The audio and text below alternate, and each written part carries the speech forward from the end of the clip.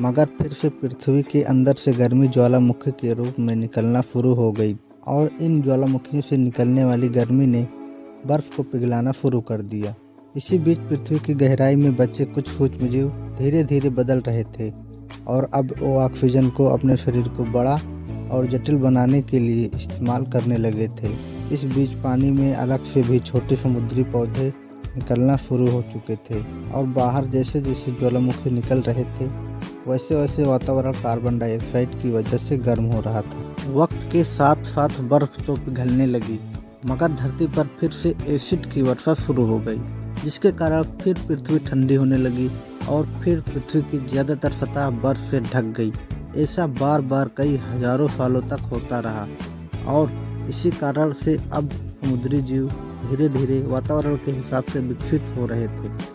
इस बीच कई सारे जीव और समुद्री जंगल विलुप्त हो गए, मगर जो बच गए वो धीरे धीरे पृथ्वी के बदलते तापमान के हिसाब से ढलते गए और अब हजारों सालों बाद समुद्री पेड़ बर्फ की वजह से पूरी तरह से मरते या सूखते नहीं थे। अब सूक्ष्मजीव समुद्री जीव बन चुके थे। जब फिर से ज्वालामुखियों ने पृथ्वी की बर्फ को पिघलाना शुरू किया तब ये समुद्री पेड़ जल्दी विकसित होकर फैल गए।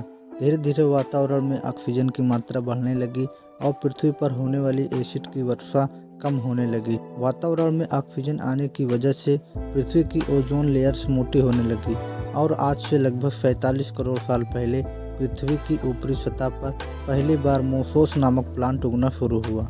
वक्त के साथ साथ जमीन पर अलग अलग प्रकार के पौधे और पेड़ उगना शुरू हुए। एक वक्त ऐसा आया जब जमीन के पेड़ों की लंबाई लगभग 80 से 100 फीट जितनी या आज के 5 से 6 मंजिला बिल्डिंग जितनी ऊंची हो चुकी थी।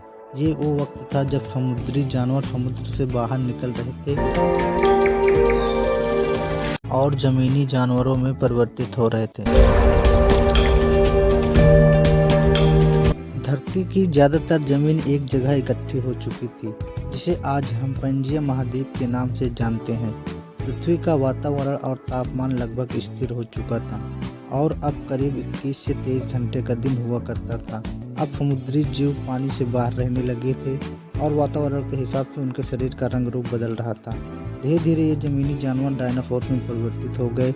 जिन डायनासोर्स ने पेड़ पौधे खाने शुरू कर दिए उनका शरीर लंबा और विशाल रूप से विकसित होने लगा। कुछ डायनासोर शिकार किया करते थे, जिसके कारण वे छोटे और तेज होते चले गए।